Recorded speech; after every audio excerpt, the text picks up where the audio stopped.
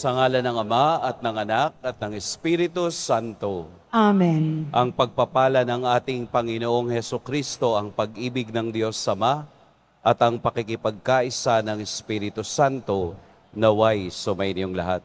At sumaiyo rin. Minamahal kong mga kapatid, ninanais ng Diyos na tayo ang magpatuloy ng misyong iniatas niya sa kaniyang anak na si Jesus.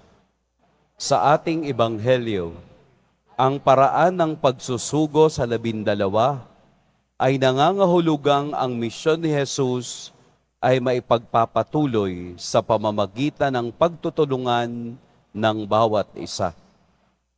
Upang tayo ay maging marapat gumanap sa banal na pagdiriwang, aminin natin at pagsisihan ang ating mga nagawang kasalanan. Tayo pong lahat, inaamin ko sa makapangyarihang Diyos At sa inyo, mga kapatid, na lubha akong nagkasala sa isip, sa salita at sa gawa, at sa aking pagkukulang, kaya isinasamo ko sa mahal na Birheng Maria, sa lahat ng mga anghel at mga banal, at sa inyo, mga kapatid, na ako'y ipanalangin sa Panginoong ating Diyos. Kaawaan tayo ng makapangyarihang Diyos, patawarin tayo sa ating mga kasalanan, at patnubayan tayo sa buhay na walang hanggan. Amen. Panginoon, kaawaan mo kami. Panginoon, kaawaan mo kami. Kristo, kaawaan mo kami. Kristo, kaawaan mo kami. Panginoon, kaawaan mo kami. Panginoon, kaawaan mo kami.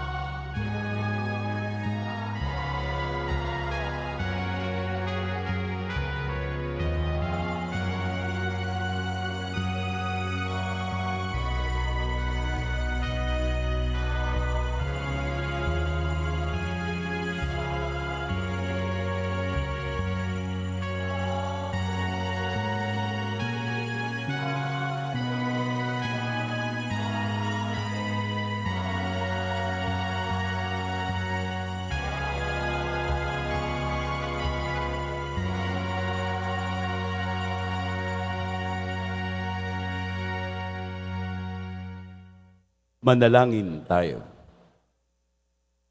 Ama naming makapangyarihan, nililiwanagan ng iyong maaasahang ilaw ang mga naliligaw na iyong pinababalik sa daan para ikaw ay matagpuan. Ang mga kabilang sa nananalig sa iyong anak ay pagkalooban mong makapagwaksi sa tanang salungat sa ngalang Kristiyanong sa iyo'y tinanggap upang ito ay talagang mapangatawan ng ganap sa pamamagitan ni Hesukristo kasama ng Espiritu Santo magpa sa walang hanggan. Amen. Magsiupo ang lahat. Pagbasa mula sa aklat ni Propeta Amos. Noong mga araw na iyon, hinarap ni Amasiyas ang saserdote sa Betel, si Amos. Bulaan kang propeta, magbalik ka na sa Huda, doon ka maghanap buhay sa pamamagitan ng iyong panghuhula. Huwag ka nang manghuhula rito sa Betel. Narito ang pambansang templo at dito sumasamba ang hari. Sumagot si Amos, hindi ako propeta, hindi ko ito hanap buhay. Ako'y pastol at nag-aalaga rin ng mga punong igos. Ngunit inialis ako ng Panginoon sa gawaing iyon at inutusang magsalita para sa Kanya sa mga taga-Israel. Ang salita ng Diyos. Salamat sa Diyos. Pag-ibig mo'y ipakita, iligtas kami sa dusa. Pag-ibig mo'y ipakita, iligtas kami sa dusa. Aking naririnig, magmula sa poon ang sinasalita. Sinasabi niyang, ang mga lingkod niya ay magiging payapa. Kung mga magsisisi at di nababalik sa gawang masama, ang nagpaparangal sa pangalan niya ay kanyang ililigtas.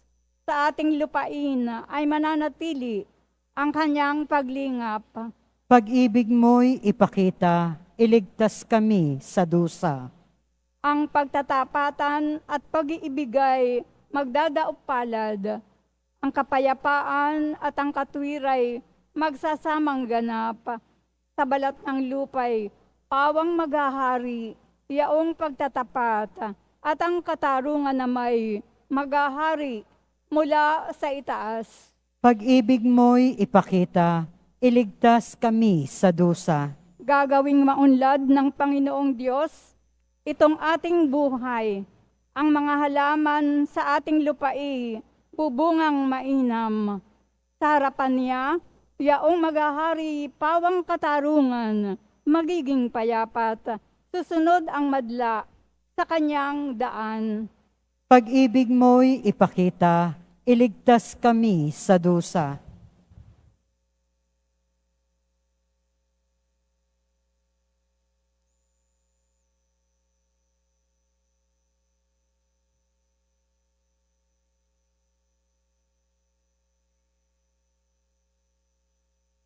Pagbasa mula sa sulat ni Apostol San Pablo sa mga taga-Efeso. Magpasalamat tayo sa Diyos at Ama ng ating Panginoong Hesukristo. Pinagkalooban niya tayo ng lahat ng pagpapalang espiritual dahil sa ating pakikipag-isa kay Kristo. At sa ating ngang pakikipag-isang ito, hinirang na niya tayo bago pa nilikha ang sanlibutan upang maging banal at walang kapintasan sa harapan niya. Dahil sa pag-ibig ng Diyos, tayo'y kanyang itinalaga upang maging mga anak niya sa pamamagitan ni Hesukristo. Iyan ang kanyang layunin at kalooban. Purihin natin siya dahil sa kanyang kahangahangang pagkalinga sa atin sa pamamagitan ng kanyang minamahal na anak. Tinubos tayo ni Kristo sa pamamagitan ng kanyang kamatayan, at sa gayon ay pinatawad na ang ating mga kasalanan. Gayong kadakila ang pag-ibig na ipinadama niya sa atin. Binigyan niya tayo ng karunungan at kabatiran upang lubos nating maunawaan ang kanyang lihim na panukala na isa sa katuparan sa pamamagitan ni Kristo pagdating ng takdang panahon. Ang panukalang ito ay pag-isahin kay Kristo ang lahat ng nasa langit at nasa lupa. At dahil kay Kristo, kami naging bayan ng Diyos na nagsagawa ng lahat ng bagay ayon sa kanyang panukala at kalooban.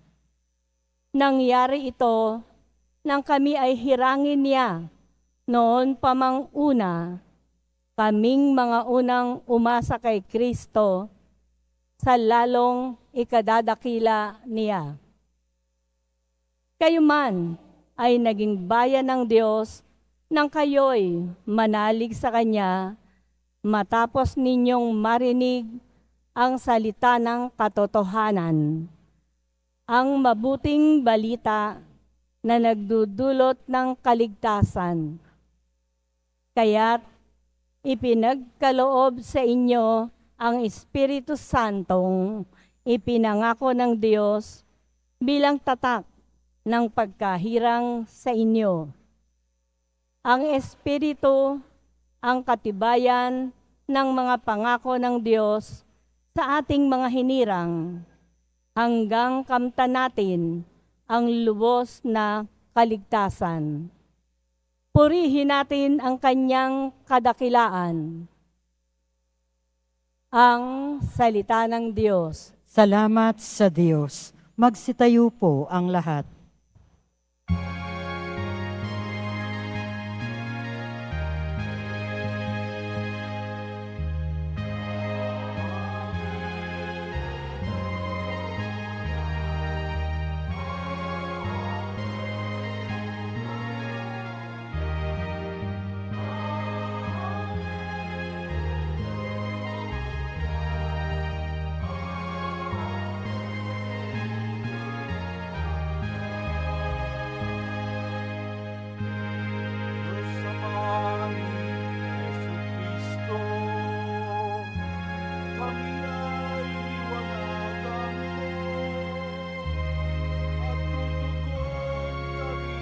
Sa'yo.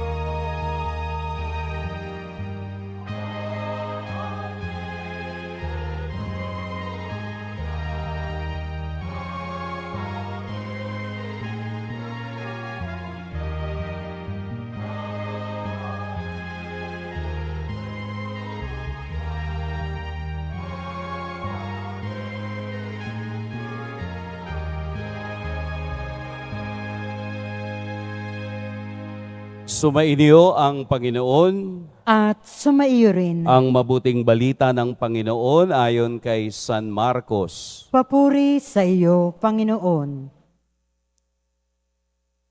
Noong panahong iyon, tinawag ni Jesus ang 12 at sinugong 12.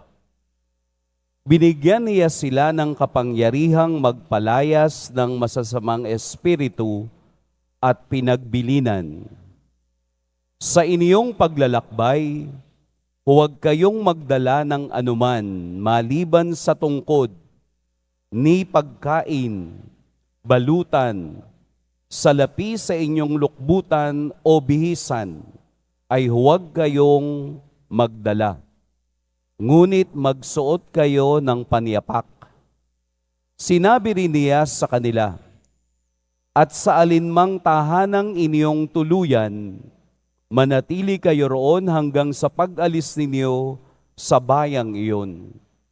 Kung ayaw kayong tanggapin o pakinggan sa isang dako, umalis kayo roon at ipagpag ninyo ang alikabok ng inyong mga paa bilang babala sa mga taga roon. Kaya't humayo ang 12 at nangaral sa mga tao na pagsisihan nila at talikdan ang kanilang mga kasalanan. Pinalayas nila ang maraming demonyo sa mga inaalihan nito. Pinahiran nila ng langis at pinagaling ang maraming may sakit. Mga kapatid, ang mabuting balita ng Panginoon. Pinupuri ka namin, Panginoong Heso Kristo. Magsiupo ang lahat. Atin pong purihin at dakilain ang ating Poong Jesus Nazareno. Mayroon pong pinagmulan ang ating ebanghelyo ngayon. Bakit ganun na lamang ang bilin ni Jesus sa kanilang 12? Una, ito po ay nanggaling sa karanasan ni Jesus noong siya ay nagpapahayag ng mabuting balita. Maraming tao ang sumunod sa kaniya at siya ay nahabag sa kanila sapagkat sila'y parang mga tupang walang pastol.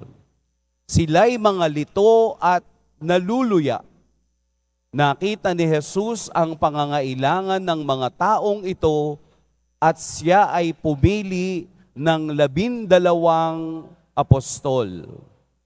At ang 12 apostol na ito ang siyang nakasama ni Jesus at nakaranas ng kaniyang pagkadiyos, nakaranas ng kaniyang awa at nakaranas ng kaniyang kapangyarihan. Siguro nung naramdaman na ni Jesus na handa na ang 12, isinugo sila upang sila naman sa pangalan ni Jesus ay mangaral din, magpagaling ng mga may sakit at magpalayas ng masasamang espiritu. At ito nga ang nangyari. Isinugo ni Jesus, dala-dalawa ang mga alagad upang gawin ang lahat ng kaniyang ibinilin. Ang 12 ay tumugon sa tawag ni Jesus. Hindi na po bago ang pagtugon sa tawag ng Diyos. Kahit na po nung unang tipan, nung lumang tipan, tumatawag ang Diyos, gumagamit ang Diyos ng mga tao upang ipadama ang kaniyang presensya at ang kaniyang pag-ibig. Hindi natin makakalimutan kung papaanong tinawag si Abraham parang maging ama ng salit-saling lahi. Hindi rin natin makakalimutan kung papaanong tinawag si Moses sa nagbabagang puno. Si Moses ay binigyan niya ng kapangyarihang ipakilala siya sa mga Israelita. Hindi rin natin makakalimutan kung papaanong namuno si Aaron, si Jacob, si David, si Samuel, si Solomon, at ang iba't ibang propetang tinawag ng Diyos upang ipamalita ang kaligtasan at dakilang pag-ibig ng Diyos. Nang si Jesus sa ating gitna ay lumakad at nabuhay, siya ay pumili ng mga taong ito upang maging kasangkapan din ng pagmamahal ng Diyos. Ang 12 ito ay hindi naman sikat. Ang 12 ito ay mga ordinaryong mga tao ng kanilang panahon. Kalahati sa kanila siguro ay mga mangingisda at ang iba naman ay iba't iba ang profession, katulad ni San Mateo na isang tax collector. Ibig sabihin po, tumatawag ang Diyos sa iba't ibang panahon, sa iba't ibang sitwasyon, at sa iba't ibang kadahilanan. Meron nga pong kasabihan sa English, God does not justify the call. Di ba? Yun yung ating naririnig. Or God does not call the qualified, but He justifies the call. Hindi tumatawag ang Diyos ng pinakamayaman, pinakamatalino, pinakakilala, pinakatanyag. Hindi niya ito tinatawag. Bagkus sa kanyang kapangyarihan at sa kanyang kadahilanan, tinatawag niya ang mga walang taong kakayahan. Bakit?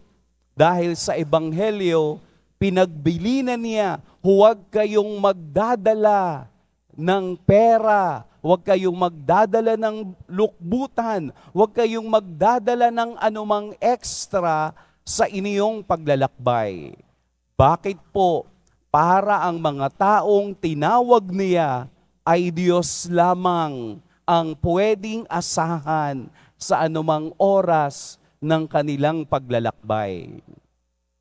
Sa atin pong panahon ngayon, patuloy na tumatawag ang Diyos kung papaanong gusto niya ring gamitin tayo sa ating henerasyon upang ipamalita ang kaniyang mabuting balita.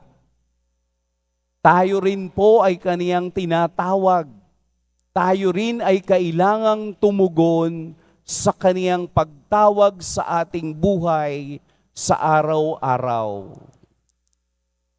Tayo po ay parang mga kahoy na inuukit ng Diyos ayon sa kaniyang imaheng gustong mangyari.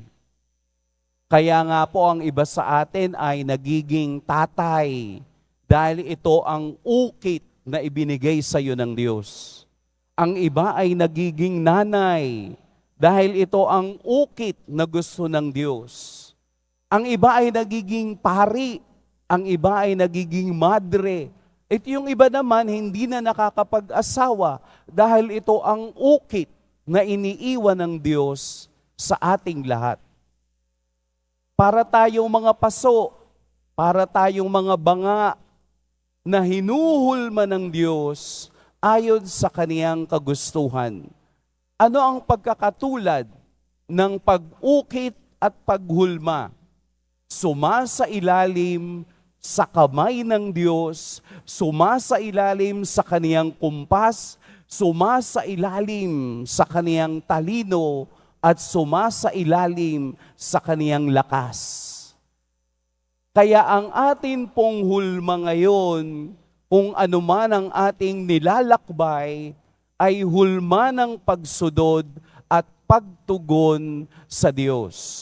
At ito ang ating ibinabalik sa Kanya. Huwag nating masyadong baguhin yung hulma na ginawa ng Diyos. Baka hindi po tayo makilala pagdating sa langit. Hindi naman po masamang magpaganda. Self-love ang tawag doon. Kaya lang po, baka pag sa sobrang self-love, nakalimutan mo naman ang love God.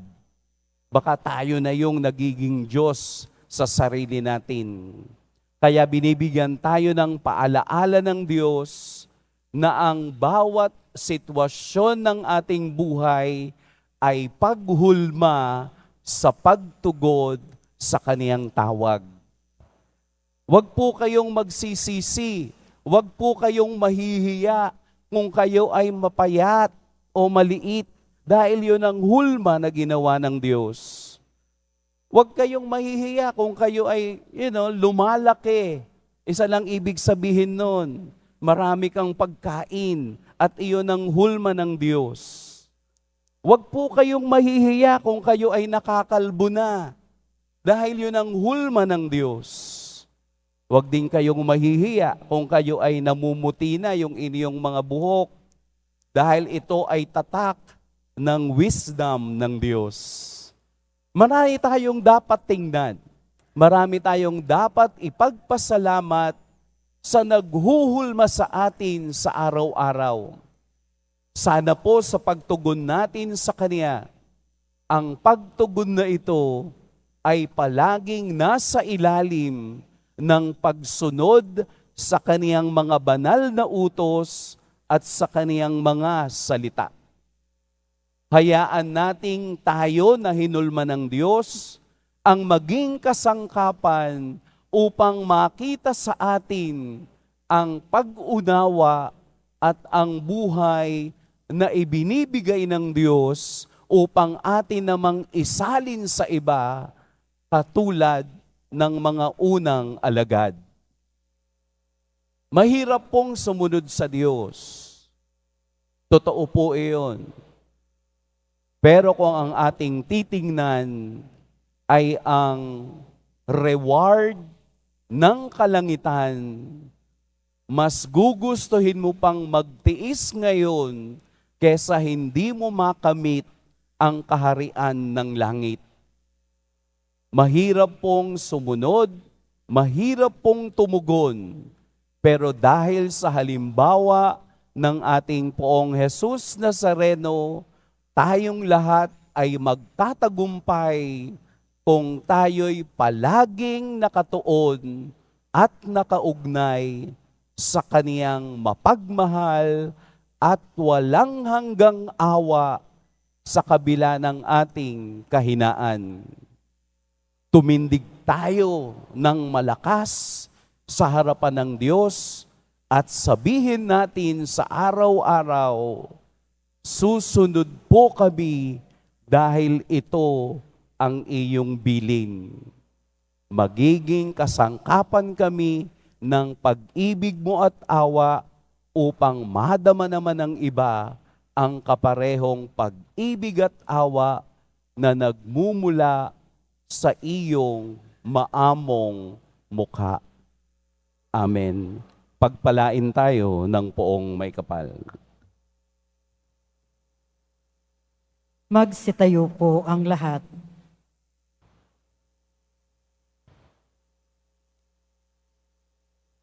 Sumasampalataya ako Sa Diyos amang makapangyarihan sa lahat, na may gawa ng langit at lupa. Sumasampalataya ako kay Hesu Kristo, iisang anak ng Diyos, Panginoon nating lahat. Nagkatawang tao siya lalang ng Espiritu Santo, ipinanganak ni Santa Mariang Birhen, pinagpakasakit ni Poncio Pilato, ipinako sa krus, namatay, inilibing, nanaog sa kinaroroonan ng mga yumao, nang may 3 araw, nabuhay na maguli, umakyat sa langit, naluluklok sa kanan ng Diyos, amang makapangyarihan sa lahat. Doon magmumulang paririto at huhukom sa nangabubuhay at nangamatay na tao. Sumasampalataya naman ako sa Diyos Espiritu Santo, sa banal na simbahang Katolika, sa kasamahan ng mga banal, sa kapatawaran ng mga kasalanan, sa pagkabuhay na muli ng nangamatay na tao, at sa buhay na walang hanggan. Amen. Mga minamahal kong mga kapatid, manalangin tayo sa Diyos Ama nang may buong pagtitiwala upang maging ganap ang ating pananampalataya. Maisabuhay natin ito at maibahagi sa kapwa. Buong puso nating itugon, Panginoon, dinggin mo kami. Panginoon, dinggin mo kami. Bigyan mo nawa ng lakas ng loob at pangangatawan ang Santo Papa, mga obispo, mga pari, at mga diakono upang masigasig nilang maipalaganap ang iyong mabuting balita sa mundo. Manalangin tayo. Panginoon, dinggin mo kami. Gabayan mo nawa ang mga namumuno sa pamahalaan upang maglingkod sila ng buong katapatan at walang hinihintay na kapalit. Manalangin tayo. Panginoon, dinggin mo kami.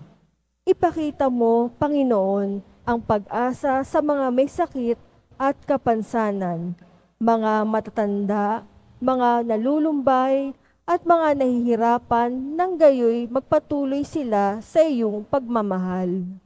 Manalangin tayo. Panginoon, dinggin mo kami. Samahan mo sa kanilang huling paglalakbay sa lupa ang mga kapatid naming nasa bingit ng kamatayan. ipakita mo na rin ang liwanag ng buhay na walang hanggan sa mga minamahal naming yumao. Manalangin tayo. Panginoon, digin mo kami. Ama namin, dinggin mo ang aming mga panalangin upang magkaroon kami ng lakas na makasunod sa iyong kalooban. Bitbitin mo nawa ang aming mga samo. Hinihiling namin ito sa pamamagitan ni Kristong aming Panginoon. Amen. Magsiupo ang lahat.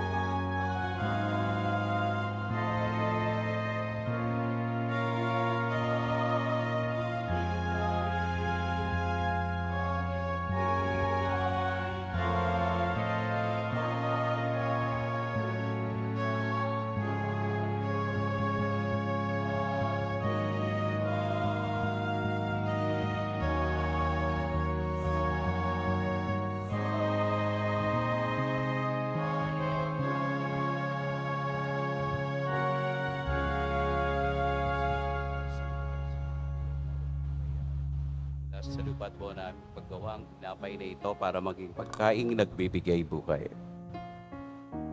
Magsitayo po ang lahat.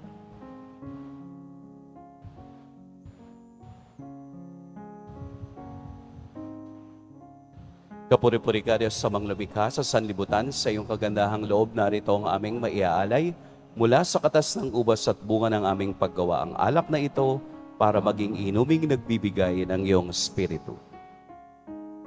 Kapuri-puri ang poong may kapal ngayon at kailanman.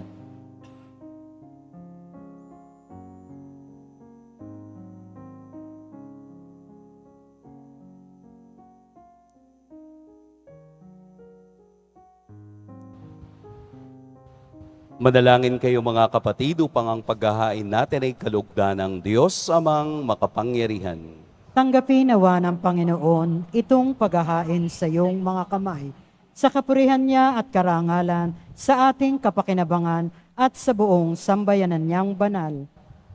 Ama naming lumikha, tunghayan mo ang mga alay ng iyong sumasamong sambayanan at tanggapin mo ang mga ito para madagdagan ang iyong kabanalan sa mga nananalig na tunay sa pamamagitan ni Hesukristo kasama ng Espiritu Santo magpa sa walang hanggan. Amen. Sumainyo ang Panginoon. At sumaiyo rin, Itaas sa Diyos ang inyong puso at diwa. itinaas na namin sa Panginoon. Pasalamatan natin ang Panginoong ating Diyos. Marapat na siya ay pasalamatan. Ama naming makapangyarihan, tunay ngang marapat na ikaw ay aming pasalamatan.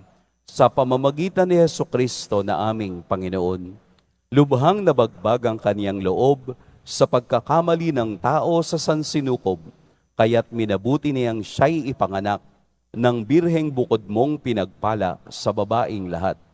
Sa labi ng imbing kamatayan, kami ay inagaw ng namatay mong anak. Sa pagkabuhay niya, kami kanyang binuhay upang kaugnayan namin sa iyo, huwag magwakas. Kaya kaisa ng mga anghel na nagsisiawit ng papuri sa iyo, nang walang humpay sa kalangitan, kami nagbubunyi sa iyong kadakilaan.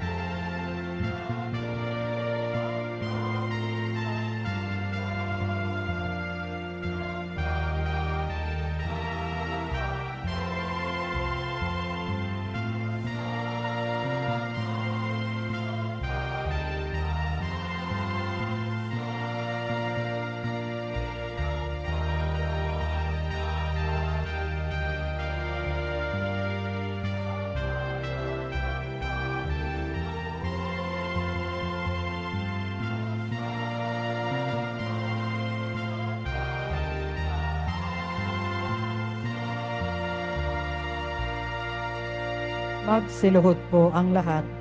Ama naming banal, ikaw ang bukal ng tanang kabanalan. Kaya't sa pamamagitan ng iyong Espiritu, gawin mong banal ang kaloob na ito upang para sa amin maging katawan at dugo ng aming Panginoong Heso Kristo. Bago niya pinagtiis ang kusang loob na maging handog, hinawakan niya ang tinapay, pinasalamatan kaniya, pinaghati-hati niya iyon, iniabot sa kaniyang mga alagad at sinabi, "Tanggapin ninyong lahat ito at kanin, ito ang aking katawan na ihahandog para sa inyo."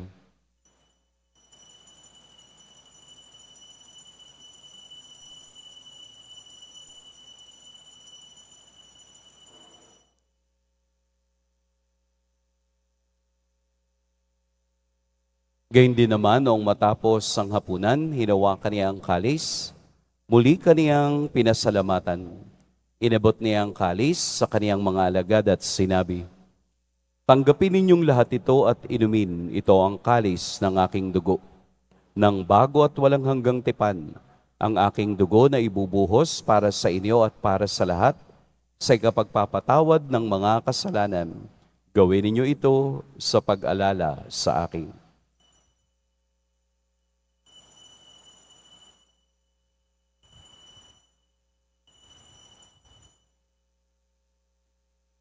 Magsitayo po ang lahat. Ipagbunyi natin ang misteryo ng pananampalataya. Si Kristo'y namatay, si Kristo'y nabuhay, si Kristo'y babalik sa wakas ng panahon. Ama, ginagawa namin ngayon ang pag-alala sa pagkamatay at muling pagkabuhay ng iyong anak. Kaya't iniaalay namin sa iyo ang tinapay na nagbibigay buhay at ang kalis na nagkakaloob ng kaligtasan. Kami nagpapasalamat dahil kami iyong minarapat na tumayo sa harap mo para maglingkod sa iyo.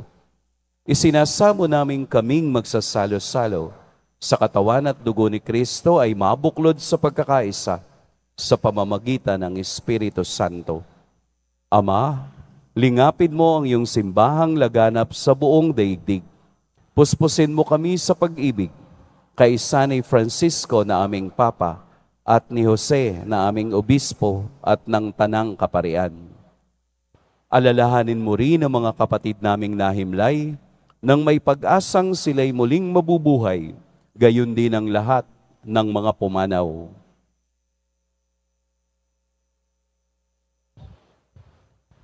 Kaawaan mo sila at patuloyin sa iyong kaliwanagan.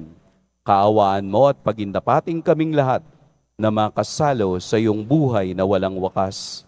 Kaisa ng mahal na Birheng Maria na ina ng Diyos, ng kabiyak ng puso niyang si San Jose, kaisa ng mga apostol ni San Juan Bautista, at ng lahat ng mga banal na namuhay dito sa daigdig ng kalugod-lugod sa iyo, maipagdiwang nawa namin ang pagpupuri sa ikararangal mo sa pamamagitan ng iyong anak na aming Panginoong Heso Kristo. Sa pamamagitan ni Kristo, kasama niya at sa Kanya, ang lahat ng parangal at papuri sa iyo, Diyos, Amang makapangyarihan, kasama ng Espiritu Santo, magpa sa walang hanggan.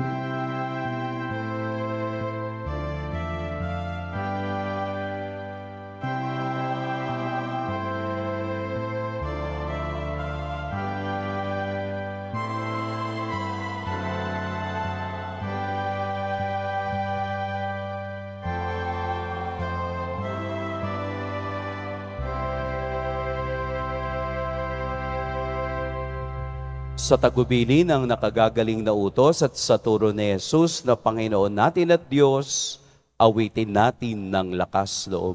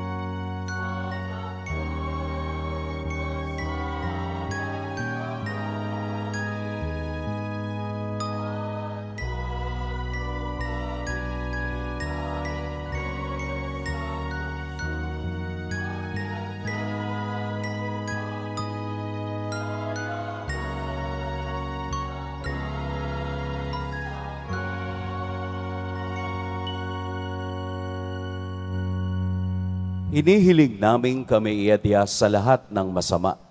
Pagkalooban ng kapayapaan araw-araw, iligtas sa kasalanan at ilayo sa lahat ng kapahamakan.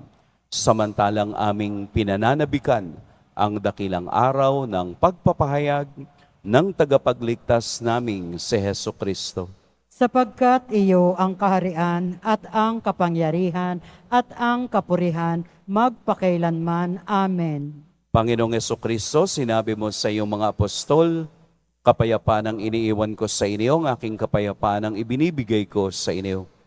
Tunghayan mo ang aming pananampalataya at huwag ang aming pagkakasala. Pagkalooban mo kami ng kapayapaan at pagkakaisa ayon sa iyong kalooban, kasama ng Espiritu Santo, magpa sa walang hanggan. Amen. Ang kapayapaan ng Panginoon naway laging sumainiyong lahat. At sumaiyo rin. Magbigayan kayo ng kapayapaan sa isa't isa.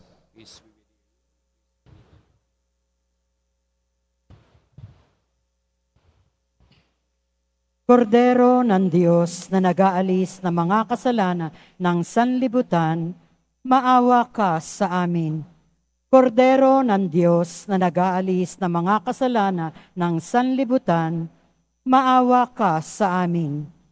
Kordero ng Diyos na nag-aalis ng mga kasalanan ng sanlibutan, ipagkaloob mo sa amin ang kapayapaan. Magsiluhod po ang lahat. Narito si Jesus, ang Diyos na patuloy na tumatawag sa atin at naghihintay ng ating tugon. Ito ang kordero ng Diyos. Ito ang nag-aalis ng mga kasalanan ng sanlibutan. Mapapalad ang inaanyayahan sa kaniyang piging. Panginoon, hindi ako karapat-dapat na magpatuloy sa iyo, ngunit sa isang salita mo lamang ay gagaling na ako.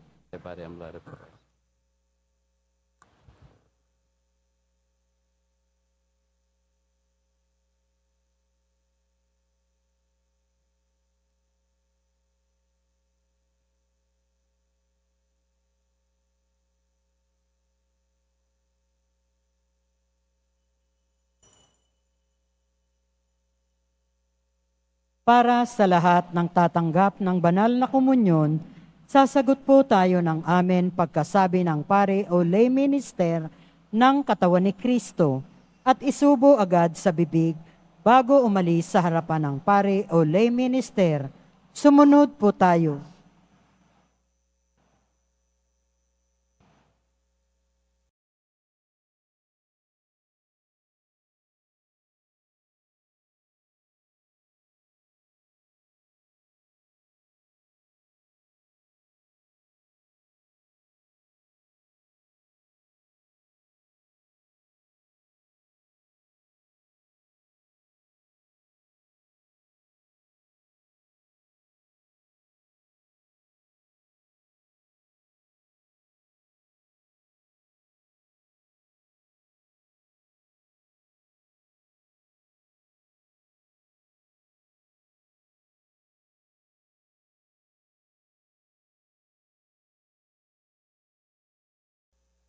Magsitayo po ang lahat. Manalangin tayo.